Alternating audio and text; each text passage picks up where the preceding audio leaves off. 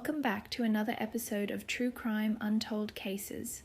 I'm your host, Harper Quinn.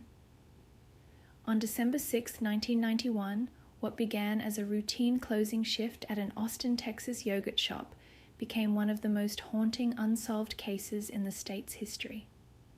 4 teenage girls, Sarah and Jennifer Harbison, Eliza Thomas and Amy Ayers, were found murdered in the burned remains of I Can't Believe It's Yogurt. Despite multiple arrests, overturned convictions, and thousands of leads over 3 decades, their killers have never been brought to justice. Tonight, we'll explore the devastating story of the yogurt shop murders, a case that changed a city forever and continues to baffle investigators to this day. Let's begin. On a cold December night in 1991, the city of Austin, Texas would be forever changed by one of the most horrific crimes in its history. The I Can't Believe It's Yogurt shop, located in a strip mall on Anderson Lane in North Austin, was a popular hangout spot for local teenagers. No one could have predicted that this innocent establishment would become the scene of an unimaginable tragedy that continues to haunt the community 3 decades later. The evening of December 6, 1991, started like any other Friday night. 4 teenage girls were at the yogurt shop. Sarah Harbison, 15, her friend Jennifer Harbison, 17, who worked at the shop, Eliza Thomas, 17, who was also an employee, and Amy Ayers, 13, who was visiting her friends. The girls were closing up for the night, following their usual routine of cleaning and preparing the shop for the next day's business. At approximately 11:47 p.m., Austin firefighters responded to reports of smoke coming from the yogurt shop. What they discovered inside would shake even the most seasoned first responders to their core. After extinguishing the fire, which had been deliberately set in an apparent attempt to cover up evidence, firefighters found the bodies of all 4 girls. The scene was devastating.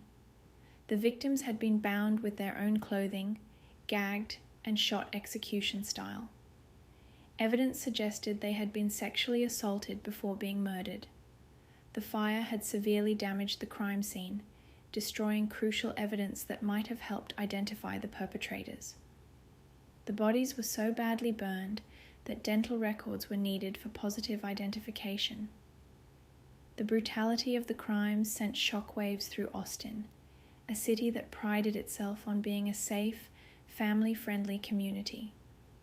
Parents who had previously allowed their teenagers relative freedom began imposing strict curfews. Local businesses changed their security protocols. The innocence of a city had been shattered in a single night. The Austin Police Department launched what would become one of the largest criminal investigations in the city's history.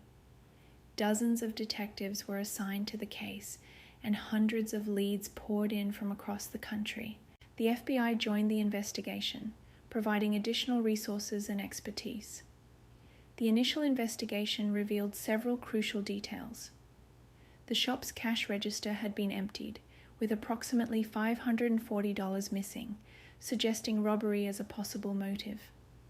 However, the excessive violence and sexual assault indicated this was far more than a simple robbery gone wrong. Investigators believed multiple perpetrators were involved, given the nature of the crimes and the control needed over 4 victims. In the days following the murders, police interviewed numerous witnesses who had been in the area that night. Several people reported seeing 2 young men entering the shop shortly before closing time. A police officer on routine patrol had noticed nothing unusual when driving past the shop around 11 p.m., suggesting the crimes occurred in a relatively short time frame. One witness, a woman who had visited the shop earlier that evening, described seeing 2 suspicious-looking men in their late teens or early 20s. She remembered them because they seemed out of place and appeared to be casing the establishment rather than actually interested in buying yogurt. Her description would later become crucial in developing composite sketches of potential suspects. The investigation also revealed that someone had attempted to break into the shop through the back door several weeks before the murders. This led detectives to consider whether the killers had planned the crime in advance and had possibly surveilled the location. The back door of the shop had been secured with a wooden board after the attempted break-in, a detail that would later become significant in the investigation. As detectives dug deeper, they discovered that several items from the shop were missing besides the cash. The shop's fire extinguisher had been removed from its mount and was never found. This detail was particularly interesting to investigators, as it suggested the killers might have planned to start a fire from the beginning. The autopsy reports painted a horrifying picture of the victims' final moments. All 4 girls had been shot in the head with a .380 caliber weapon. The medical examiner determined that at least 2 of the victims were still alive when the fire was set. This detail added another layer of horror to an already devastating crime and suggested a level of cruelty that shocked even veteran investigators. The community response to the murders was overwhelming. Hundreds of people attended the funerals of the 4 girls. Local businesses contributed to a reward fund that eventually grew to over $100,000 for information leading to the arrests of the killers. The case received national attention, featured on television shows like America's Most Wanted and Unsolved Mysteries. In the months following the murders, detectives followed thousands of leads. They interviewed former employees, regular customers, and anyone who might have had knowledge of the shop's operations. They also investigated similar crimes in other parts of the country, looking for possible connections or patterns. The investigation took an interesting turn when detectives learned that another yogurt shop in the Austin area had been robbed at gunpoint just months before the murders. While the crimes were different in nature, with no violence occurring in the earlier robbery, investigators wondered if there might be a connection. The earlier robbery remained unsolved, and the description of the perpetrators bore some similarities to the descriptions given by witnesses at I Can't Believe It's Yogurt. As the first-year anniversary of the murders approached, the investigation had generated over 5,000 leads, but no arrests had been made. The case had become personal for many of the detectives involved, who worked countless overtime hours and sacrificed their personal lives in pursuit of justice for the 4 young victims. The families of Sarah, Jennifer, Eliza, and Amy struggled to cope with their devastating loss. They established support groups and advocated for changes in law enforcement procedures and victims' rights. The parents of the Harbison sisters, who had lost 2 daughters in one night, became particularly vocal advocates for keeping the case in the public eye. The impact on the surviving employees of I Can't Believe It's Yogurt was profound. Many struggled with survivors' guilt, particularly those who had switched shifts with Jennifer or Eliza on that fateful night. The shop never reopened, and the building stood empty for years, a stark reminder of the tragedy that had occurred within its walls. The investigation would take many turns over the years, leading to both hope and disappointment for the victims' families and the community. But in these early stages, as detectives worked tirelessly to piece together the events of that December night, no one could have predicted the complex and frustrating path the case would take, or the questions that would remain unanswered for decades to come. By 1994, the investigation had hit a wall. Despite thousands of leads and countless hours of detective work, no solid suspects had emerged. Then, in September of that year, investigators caught what seemed to be their first major break. A teenager named Maurice Pierce was arrested for carrying a .22 caliber handgun at North Cross Mall, just a few blocks from the yogurt shop. During questioning, Pierce made statements that caught the attention of detectives. Pierce, who was 16 at the time of the murders, implicated himself and 3 other teenagers, Forrest Wellborn, Robert Springsteen, and Michael Scott. All 4 young men had known each other in 1991, though their relationships were somewhat loose and intermittent. What made Pierce's statements particularly interesting was that he claimed the murder weapon was a .380 caliber pistol, the same type used in the yogurt shop murders. Detectives brought in all 4 suspects for questioning. Initially, the interviews seemed promising. Michael Scott, in particular, provided details about the crime that police believed only someone involved would know. He described specific positions of the victims' bodies and other crime scene details that hadn't been released to the public. Robert Springsteen, when questioned separately, also made incriminating statements. However, the case wasn't as straightforward as it initially appeared. There were troubling inconsistencies in the suspects' statements. Some details provided by Scott and Springsteen contradicted known facts about the crime scene. Moreover, no physical evidence linked any of the 4 men to the murders. The .380 caliber weapon was never found, and DNA testing of evidence from the crime scene didn't match any of the suspects. Despite these issues, in 1999, 8 years after the murders, police arrested Robert Springsteen and Michael Scott. Both men were charged with capital murder. Forrest Wellborn and Maurice Pierce were also arrested, but grand juries failed to indict them due to lack of evidence. Pierce was later released, and Wellborn was cleared as a suspect. The trials of Springsteen and Scott were highly publicized and controversial. The prosecution's case relied heavily on their confessions, which defense attorneys argued were coerced. Both men claimed they had been subjected to aggressive interrogation techniques, including threats and psychological manipulation, during marathon questioning sessions that lasted for hours. In 2001, Robert Springsteen was convicted of capital murder and sentenced to death. The following year, Michael Scott was also convicted and received a life sentence. However, these convictions would not stand the test of time. Defense attorneys continued to challenge the validity of the confessions and pushed for more advanced DNA testing of evidence from the crime scene. In 2006, the Texas Court of Criminal Appeals overturned Springsteen's conviction. The court ruled that his Sixth Amendment right to confront witnesses had been violated when prosecutors used Michael Scott's confession against him at trial.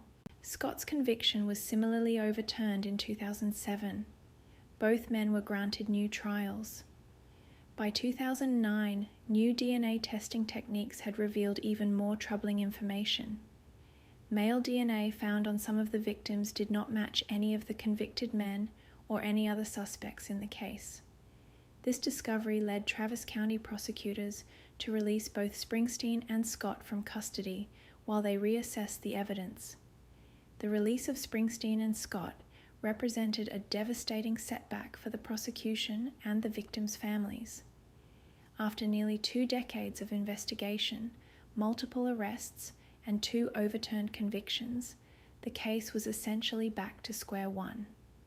The only person who had originally implicated the 4 suspects, Maurice Pierce, was shot and killed by police in 2010 during an unrelated incident, taking any potential knowledge he might have had to his grave. The new DNA evidence raised troubling questions about the entire investigation. If Scott and Springsteen weren't the killers, why had they confessed? Experts in false confessions pointed to the aggressive interrogation techniques used by police, noting that false confessions are more common than many people realize, particularly in cases involving young suspects subjected to prolonged questioning. The case took another turn when investigators began using new genetic genealogy techniques, similar to those that had helped solve other cold cases like the Golden State Killer. However, the degraded nature of the DNA evidence from the fire-damaged crime scene presented significant challenges. The samples were small and partially degraded, making it difficult to create the kind of detailed DNA profile needed for genetic genealogy searches. The families of the victims continued their tireless advocacy for justice. Barbara Ayers Wilson, Amy's mother, became particularly vocal about keeping the case active. "These girls deserve justice," she said in a 2016 interview. "They were innocent children who had their whole lives ahead of them. Someone knows something, and we need them to come forward."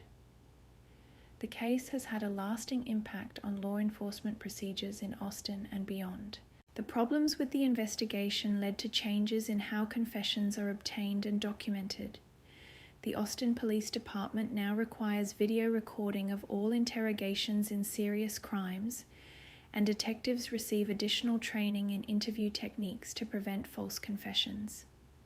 The yogurt shop building itself was eventually demolished in 2011, but a small memorial garden was created near the site. Local residents still leave flowers there, particularly around the anniversary of the murders. The site serves as a reminder of both the tragic loss of 4 young lives and the ongoing quest for justice. The investigation remains active today, with detectives still following up on new leads as they emerge. The advent of new forensic technologies provides some hope that the case might eventually be solved. However, the passage of time presents increasing challenges as witnesses' memories fade and physical evidence deteriorates. The case took yet another dramatic turn in 2017 when investigators announced they were exploring new avenues with advanced DNA testing methods. The Austin Police Department partnered with private laboratories specializing in analyzing degraded DNA samples, hoping that evolving technology might finally provide the breakthrough that had eluded them for so long.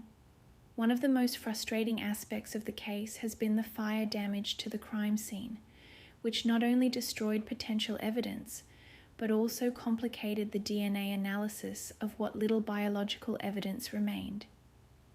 The intense heat from the fire had degraded much of the DNA material, making it particularly challenging to obtain complete genetic profiles.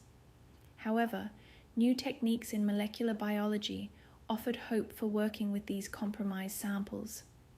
Beverly Harbison, mother of Sarah and Jennifer, spoke at a press conference in 2018, marking the 27th anniversary of her daughter's murders. "Not a day goes by that I don't think about my girls," she said, her voice breaking with emotion. "The hardest part is knowing that someone out there knows what happened that night, and they've kept that secret for all these years." The case has become something of a cautionary tale in law enforcement circles, particularly regarding interrogation techniques and the handling of confessions.